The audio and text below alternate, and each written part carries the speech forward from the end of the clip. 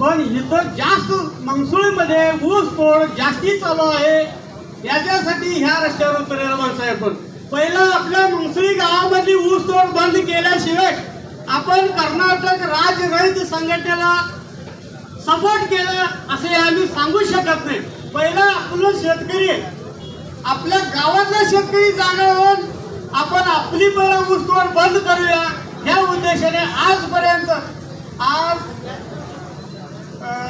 सरांनी सांगितलं की पहिला आपली ऊस तोड बंद करून आणि जे पण ऊस तोड करत आहे शेतकरी असू दे वाहनवाला असू दे त्यांनी ऊस तोड बंद करून आम्हाला सहकार्य करा. आता इथनं पुढे कारखान्यात सांगतो अरे किड्यानं साखरेचे पैसे खावा, साखरेचे पैसे खावा, मोलाशीचे पैसे खावा. बघा एका टनाला 220 किलो पडतोय. त्याचा विषय मागाशी गुरुजींनी सांगितला नाही. गुरुजींनी सांगितलं मोलाशीच सांगितलं, इथोनॉल सांगितलं, करंटीचं सांगितलं. पण बगॅस मध्ये 220 किलो एका टनाला बगास निघतोय. त्याचा दर प्रत्येकाला माहिती आहे. त्याच्यापेक्षा आज किलो वाढवायचं. आमच्या रानातली जी मातीची जाते ना उसाच्या बोडक्याला लागून ती बुडकं देखील आम्हाला विकत देतो. आम्ही काय घेतो मळी विकत घेतो त्यांच्याकडनं. ती मळी आम्हाला आज 1100, 700, 900, 400 ह्या भावाने विकत घेतो. म्हणजे आम्ही अजून किती पण मागावं. आम्ही काय मागतोय 350 हा रेट का मग काही विशेष नव्हता. 3500 आम्ही मागतोय. 3450 फॅक्टरी द्यायला तयार आहे. पण शेतकरी ऊस तोडायला तयार नाही. आज तुमच्या ऊसाला भाव न ठरवता तुम्ही ऊस तोडता. म्हणजे डॉक्टर बाबासाहेब आंबेडकरांनी पण सांगितलं आपल्याला ते आठवणीत आहे का नाही माहित नाही.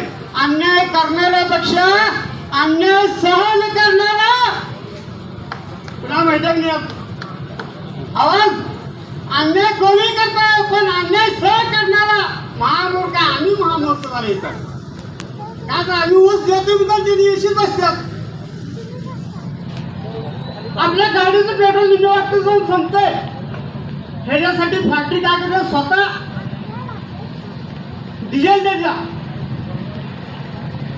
डिझेल देत्या तुम्हाला ऍडव्हान्स देते.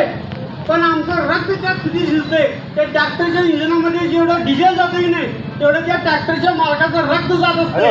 पण त्या मालकाला पण समजलं की त्या मालकानं स्वतःसाठी राबण्यापेक्षा ट्रॅक्टर मालक हा स्वतःसाठी राबत नाही कारखान्यासाठी जातोय आणि रक्त मात्र मालकाचं जातोय. त्यात काहीच उपयोग नाही आपला.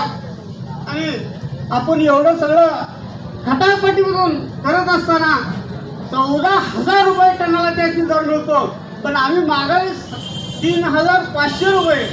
पण 3,500 रुपये मागाले हे आम्ही कारखान्यावर दया करावे.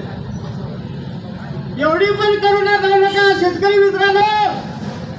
एवढी पण दया करायची गरज नाही. तुम्ही अजून 750 म्हणा तेव्हा तुम्ही 3,500 वर येतील.